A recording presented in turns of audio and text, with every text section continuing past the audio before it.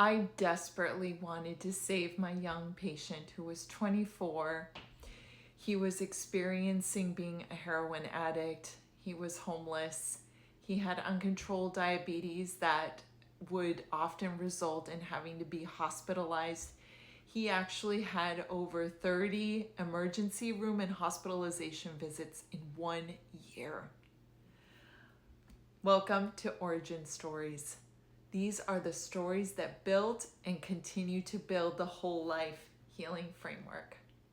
I was a new nurse and I just wanted to save. I really wanted to save my patient. He was such a beautiful young man and it wasn't working. The saving and fixing was not working for him.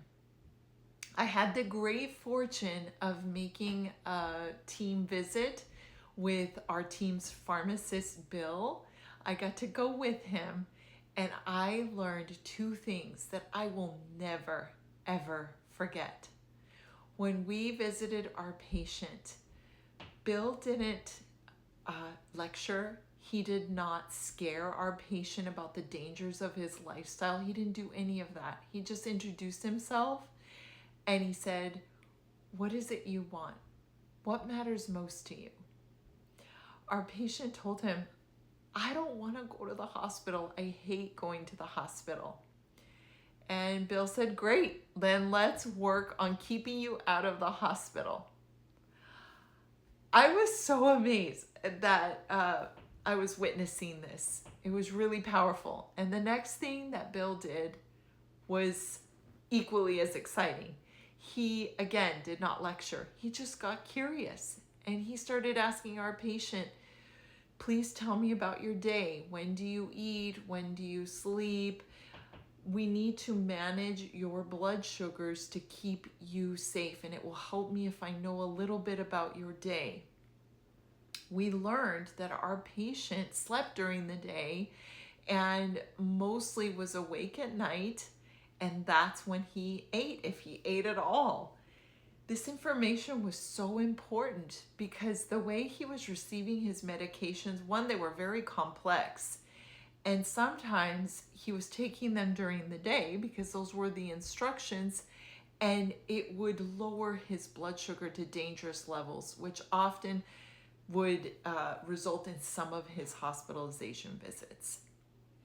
So what Bill did is he made things really simple for our patient, and he prescribed medications that matched our patient's lifestyle. He didn't try to change him. He just worked with him. We worked with him for a whole year. And this young man ended up getting mental health support. He ended up establishing care with a provider.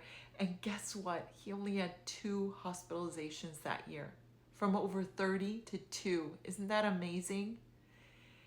And the 2 things that I'll never forget is asking what matters most.